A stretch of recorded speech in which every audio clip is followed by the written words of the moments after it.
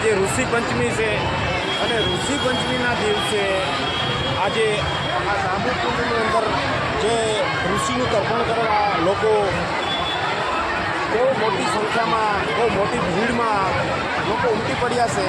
તો જોઈએ આજે ઋષિ પંચમીનો આ કેટલો પવિત્ર દિવસ છે. એ પવિત્ર દિવસની અંદર આજે લોકો ખૂબ જોરશોરથી બધા ઋષિનું તર્પણ કરવા, પિતૃઓનું તર્પણ કરવા માટે આજે આ દામોકુંડમાં લાખો લોકોની હારમાળા આપ જોઈ રહ્યા છો. આપ જોઈ શકો છો આ લાખો લોકોની હારમાળા છે. આપ જોઈ શકો છો આ ઋષિ પંચમીનો દિવસ છે. આ ઋષિ પંચમીના દિવસે આજ દામોકુંડની અંદર આજ લાખો લોકોની હારમાળા, હજારો લોકોની હારમાળા આપ નિહાળી રહ્યા છો.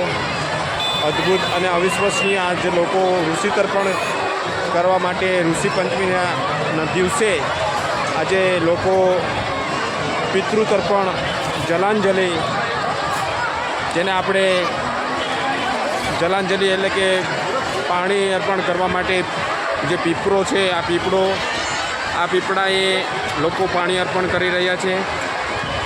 આ ગિરિકંદરા છે, આ રેવતક પર્વત છે, આ ભગવાન રાધા દામોદરજીનું મંદિર છે અને આ લોકો હજારોની સંખ્યાની હારમાળામાં આ લોકો આજે પિતૃ તર્પણ કરવા ઉમટી પડ્યા છે. આપ જોઈ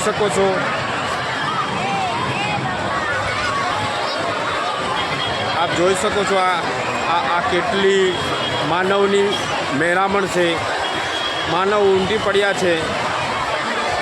આ શ્રાદ્ધના દિવસો છે. આ શ્રાદ્ધના દિવસોમાં લોકો આજે હજારોની સંખ્યાની અંદર પિતૃ તર્પણ કરવા માટે, સ્નાન કરવા માટે આજે પધારી રહ્યા છે. લોકોની ખૂબ જ મોટી ભીડ છે. લોકો બધા જલાંજલિ અર્પણ કરી રહ્યા છે. દર્ભ હોય, કાળા તિલ હોય, એના દ્વારા ઋષિઓનું તર્પણ, પિતૃઓનું તર્પણ અને ઋષિ પંચમીના દિવસે સ્નાન, આ અતિ લોકો મિત્રો આપ જોઈ રહ્યા છો આજે ઋષિઓનું તર્પણ કરવા માટે આજે ઋષિ પંચમીના દિવસે લાખો લોકોની હારમાળા આપ નિહાળી રહ્યા છો. જો આજે આ દામોદર કુંડ, સોનરખ નદીની અંદર જે પવિત્ર દામોદર કુંડ છે, એ દામોદર કુંડની અંદર આપ નિહાળી શકો છો. લાખો લોકોની હારમાળા છે. આ હજારો લોકોની હારમાળા છે. આ મોટી ગિરિકંદરા, જેને રેવતક પર્વત કહેવામાં આવે છે, આ રેવતક પર્વતની અંદર આ બધા લોકો ઋષિ તર્પણ કરવા માટે આજે આવેલા છે. આજે પવિત્ર દિવસ, શ્રાદ્ધના દિવસો છે અને શ્રાદ્ધના દિવસોની અંદર આજે લોકો પવિત્ર સ્નાન અને ઋષિઓનું તર્પણ કરવા માટે આજે આવેલા છે. આપ જોઈ રહ્યા છો, આપ નિહાળી રહ્યા છો.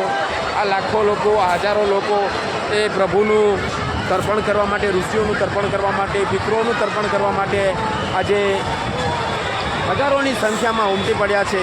લોકો સ્નાનાર્થે આ કુંડની અંદર સ્નાન કરવા માટે પણ આવે છે અને લોકો દર્શનાર્થે પણ આવે છે. આપ નિહાળી રહ્યા છો આ ગિરનારની ગિરિકંદરા છે. આને રેવતક પર્વત પણ કહેવામાં આવે છે. અને આજે આ પવિત્ર દિવસ છે, શ્રાદ્ધના દિવસો છે. આ શ્રાદ્ધના દિવસોની અંદર આજે લોકો આ બધું સ્નાન કરવા માટે અને જલાંજલિ દેવા માટે આવ્યા છે.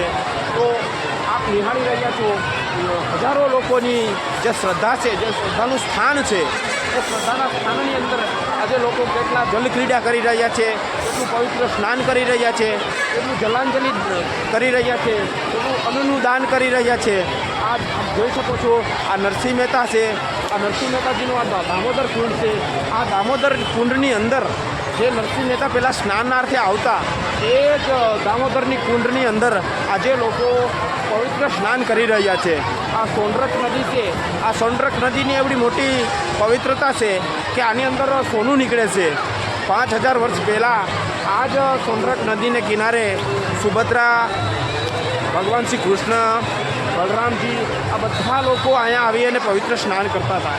આ એ જ નરસિંહ મહેતાને જ્યારે આ જુનાગઢને જમાડવાનું હતું, આખું જુનાગઢ જમાડવાનું ત્યારે નરસિંહ મહેતા પણ જમાડવા માટે જે ઘી લેવા માટે અને શ્રાદ્ધ કરવા માટે જે આખા જૂનાગઢની અંદર નીકળી પડ્યા હતા માગવા માટે, ત્યારે ભગવાન શ્રી કૃષ્ણએ આખા જૂનાગઢને નરસિંહ મહેતાનું સ્વરૂપ લઈ અને જમાડી દીધા.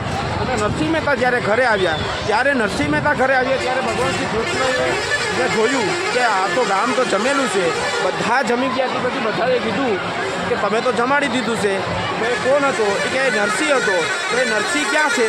તો કે તો દામોદર કુંડે સ્નાન કરવા ગયો. ત્યારે ભગવાન શ્રી કૃષ્ણ પણ આ જ દામોદર કુંડની અંદર સ્નાન કરવા માટે આવ્યા હતા. આ જ એ દામોદર કુંડ છે, આ એ પવિત્ર દામોદર કુંડ છે, જેના માટે લાખો લોકો, હજારો લોકોની હારમાળા આજે આપણે એકત્રિત થઈ છે.